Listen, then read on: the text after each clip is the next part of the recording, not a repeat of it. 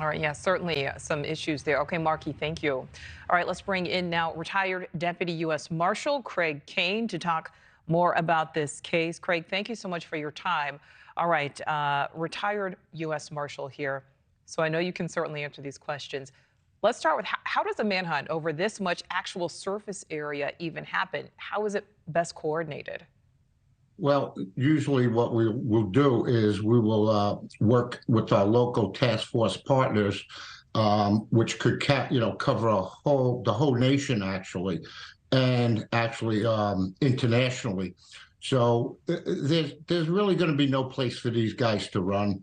They're young.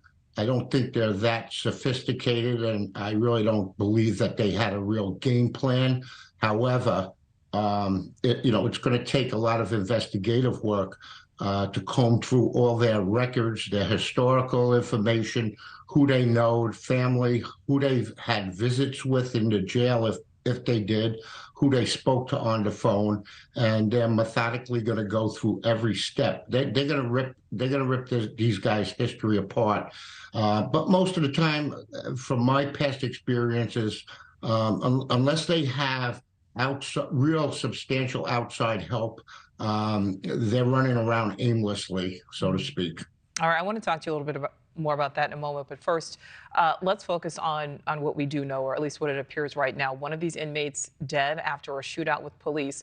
But Craig, what does that tell you about the mentality of these escapees? These guys are, from what I understand, they're vicious, evil people. And, they're either going to die by, either a self-inflicted gunshot wound because they don't want to go back to jail because they know now they're going to spend the rest of their lives in jail. Or if there is a death sentence for them, that's possible too. So either, it could be suicide by cop, it could be a self-inflicted gunshot wound, and they're going to just try and stay on the lam as long as possible. I doubt if they're going to surrender. All right, so you don't think they're going to surrender. So my next question, and we know that there's certainly been a dire warning for people in the area, in this huge area, but how dangerous is this situation right now for people, who are just going about their lives and happen to live in this area? I mean, they escaped from a Mississippi jail, prison. Somebody may have made it as far away as Texas. That's a lot of people in that space. Absolutely, Nicole. And, in my past experience also, the public's going to be very helpful in trying, in finding these guys. Somebody's going to call in a tip. Somebody's going to see something suspicious, or somebody's going to be, one of these guys going to be trying to break into someone's house. They're going to need provisions. They're going to need food. They're going to need shelter. They're going to need water.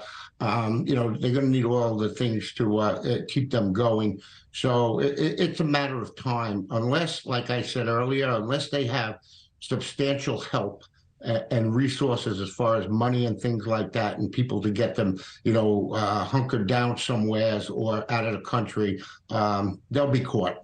All right, Craig, last question for you. Speaking of help, how likely is it that these guys had help? And I say had help as in escaping, because we've certainly seen it before in other jail or prison break scenarios that we've reported about right here on News Nation. Absolutely.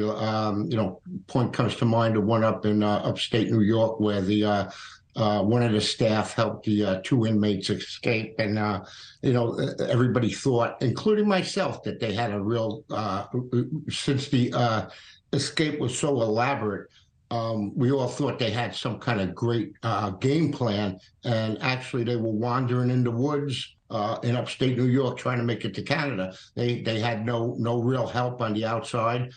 So, sometimes we give these guys too much credit.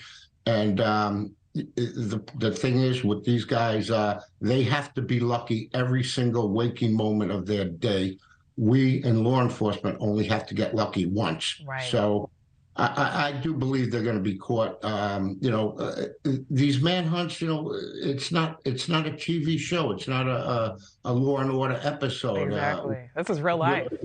Yeah, Yeah. and like I was saying, we do not have a magic wand we could wave, and all of a sudden, poof, the guy's there. Sometimes these things could take days, months, weeks. So you got to be patient, but the public has to be vigilant. And if they see something suspicious, even if it's something silly that they think might be silly, it might mean something to law enforcement. So be careful out there. Thank you for watching. Go to newsnationnow.com to find News Nation on your television provider. And don't forget to click the red subscribe button below to get more of News Nation's fact-driven, unbiased coverage.